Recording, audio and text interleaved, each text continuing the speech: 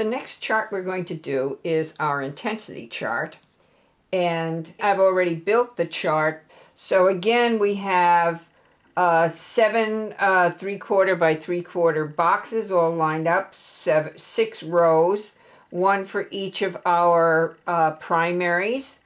And then in this case, we need to label everything, because what we're going to do with the intensity chart is mix the primary with the complement that's on the color wheel. Now with the lemon yellow, you can either mix a violet using the pigments that are in the color wheel, or you can use Winsor Violet. In either case, you need to label this which way you work. So I'm going to just use the Winsor Violet here for expedience sake, but make sure that if you're going to use the mixed violet, that you mix enough of it so that you have enough to build this entire chart. Because you're going to not only use it for lemon yellow, you're also going to use it for cadmium yellow pale. The same is true if you are using sap green. You need to label it sap green. If not, you need to label it with the yellow, which would be the lemon yellow and the Prussian blue, as the complement to Scarlet Lake and to Permanent Rose. With the French ultramarine, you are going to have to mix the orange with cadmium yellow light and a Scarlet Lake. So make sure you mix enough of this so that you can make the intensity chart for both the French ultramarine blue and the Prussian blue. That's how we're going to start this. First, we're going to paint in all the primary colors, and then we're going to start by painting in all of the secondary colors. Again, it is really important that you have enough paint, because you will be surprised at just how much paint you're going to need. Better to have too much than too little. You do not want to have to remix these colors. They are difficult to remix. So once you've decided on a violet and a green and an orange, make sure that you have enough. I have started painting in the 6 primaries, and I will finish those off. And I've also mixed the secondaries that I'm going to need for this. What I'd like you to see is just about how intense. So here is my green. And you really need to test before you put things down on your chart, but that's about the right shade we need. Here's my orange. And here is my violet.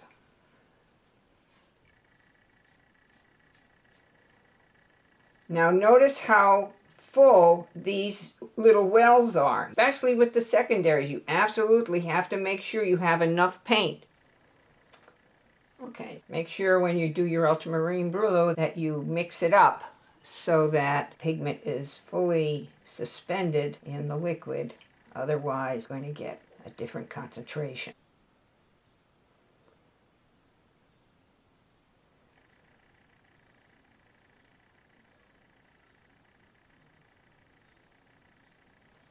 And now we'll do the Prussian blue, and all of our primaries will be done.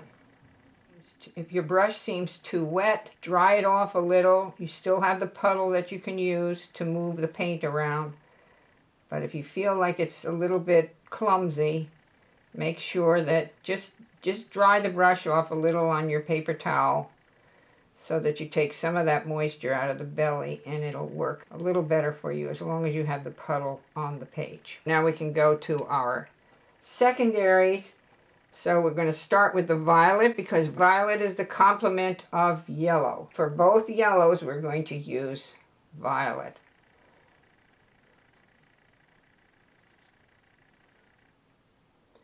Now the reason that we're putting the complements at opposite ends of this chart is because we're going to mix these together so you can see just how the complement affects each color.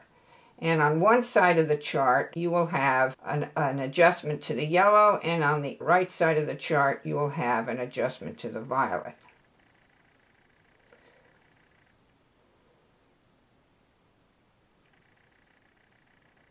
I'm about to do the last secondary color, which is our orange, and make sure you have enough paint on the brush. And if you have to, dry the brush off a little so you get a point, because you're still going to have enough in here to move that paint around and get a nice flat wash. And I actually, as long as you have a little bit of puddle at the bottom, you don't have to worry. And just turn the watercolor block to make it easy for you to get nice clean edges. And you're ready to go. So the next step now here is to create these transitions from yellow to purple or red to green, etc. I recommend that you start with one color and do a complete set for that color before you do anything else. So the first one we have to do here is lemon yellow. Now, when you clean your brush, make sure you take the water out of it so you don't dilute your main color. So what we want to do here is start to mix these colors. And my recommendation is when you mix these two primaries together, when you mix these two colors together, you have a secondary, which is the violet that has blue and red in it, and you have yellow. That means when we mix it equally, we're going to get a neutral in the middle. And then as we go towards the yellow is going to be neutralized, but it's going to look more yellow than the neutral. And then when we move towards the violet, it's going to look more violet than the neutral. Now the other key thing to do is to make sure you mix up enough neutral. That's why I say you need a lot of color, because you've got a lot of mixing to do in this particular chart. So I'm going to start with the lemon yellow. I'm going to take lemon yellow and I'm going to put quite a bit of it into a second well so that I have enough to mix. Then I'm going to clean my brush and then take the violet and put the violet in another well with a well in between that hasn't been filled. Now we're going to take some violet and we're going to put it in this middle well from this new tray, and we're going to add some yellow and we're going to see what we get. And you need to test. So that looks pretty good. I might put a little bit more violet into it. So you should get a nice even brown. And once you have that, you can paint. So we're going to take this color now, and we're going to put this in the middle. And this will be our neutral for the combination of lemon yellow and violet.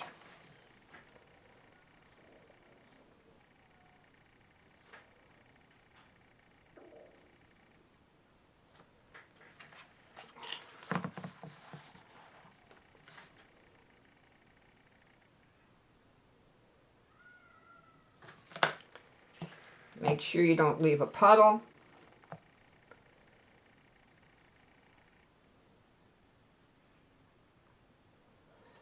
All right, so now we have our neutral.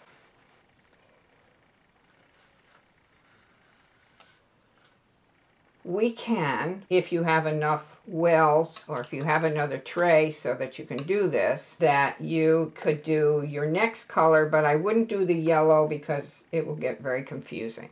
So I would go to the red and the green. So I can put Scarlet Lake in one of these wells,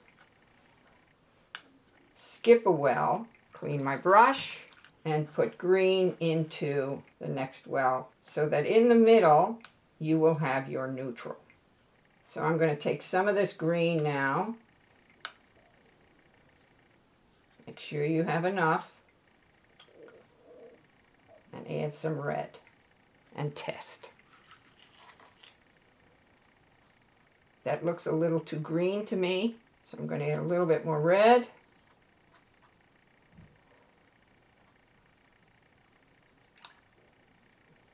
Back again, a little bit of green.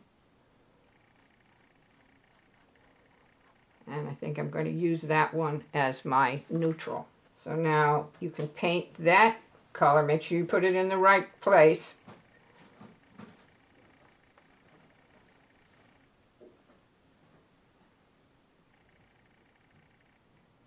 And that becomes the center neutral color for Scarlet Lake and green.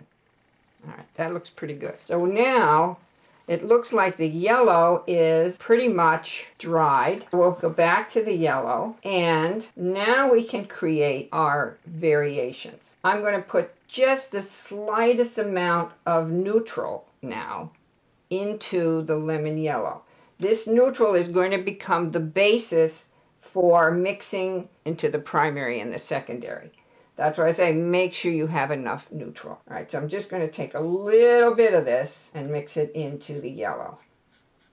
And maybe just a little bit more. And that looks like about the shade that I want for the yellow, the first one that's next to the yellow color. So I'm going to paint this one in.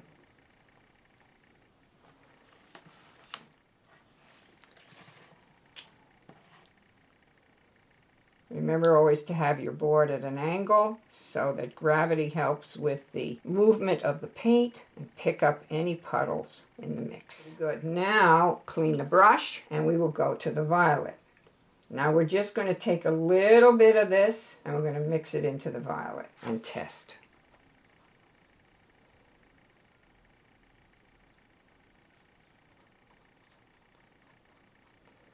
And that should be pretty good. So we're going to take this color now, and we're going to put this into the block next to the violet.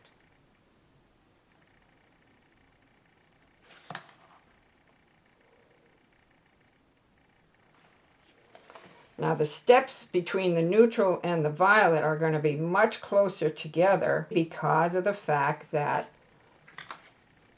the violet is a much darker hue than the yellow, so we're going to have a bigger jump in color between the yellows to neutral than the violets to neutral.